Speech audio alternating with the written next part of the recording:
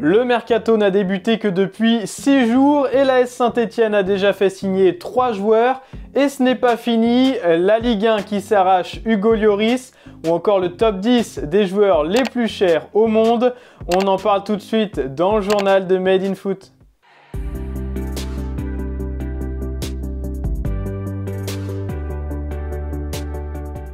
L'AS Saint-Etienne se donne les moyens de réussir son opération maintien en Ligue 1.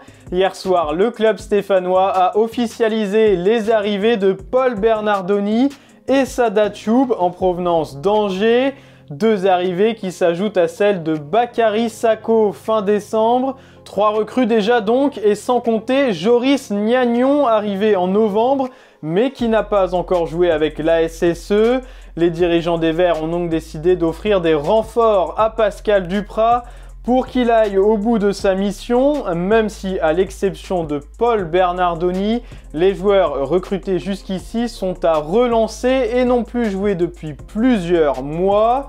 Ce n'est peut-être pas le cas des prochains, car oui, le mercato est loin d'être fini à Saint-Etienne. Selon l'équipe, un défenseur central, un latéral droit et un attaquant sont encore attendus d'ici la fin du mois de janvier. Ce dernier, l'attaquant, devrait être Jean-Philippe Mateta. L'avant-centre de 24 ans est actuellement prêté par Mayence à Crystal Palace en Première Ligue. Ancien lyonnais, il n'a marqué qu'un but en 5 matchs de championnat cette saison. Son arrivée apporterait malgré tout quelques références dans un secteur de jeu où Saint-Etienne en manque cruellement, d'autant plus que Wabi Kazri est parti disputer la CAN avec la Tunisie.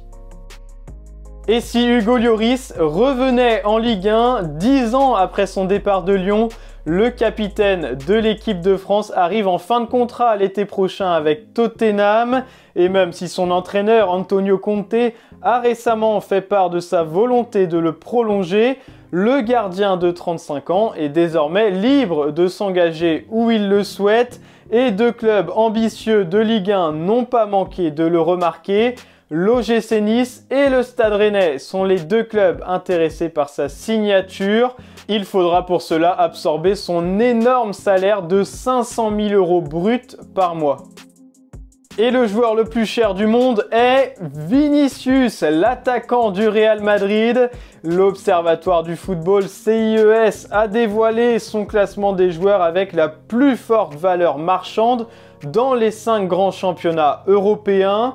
Et petite surprise, avec l'absence de Kylian Mbappé dans ce top 10, le Français n'est que 48e avec une valeur estimée à 71,5 millions d'euros.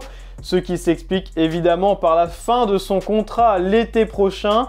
Mais nul doute que lorsqu'il aura signé son nouveau bail d'ici cet été, sa valeur va remonter en flèche. Vinicius est donc en tête avec une valeur estimée à 166 millions d'euros, devant Phil Foden et ses 152 millions d'euros, et Erling Haaland estimé à 142 millions d'euros.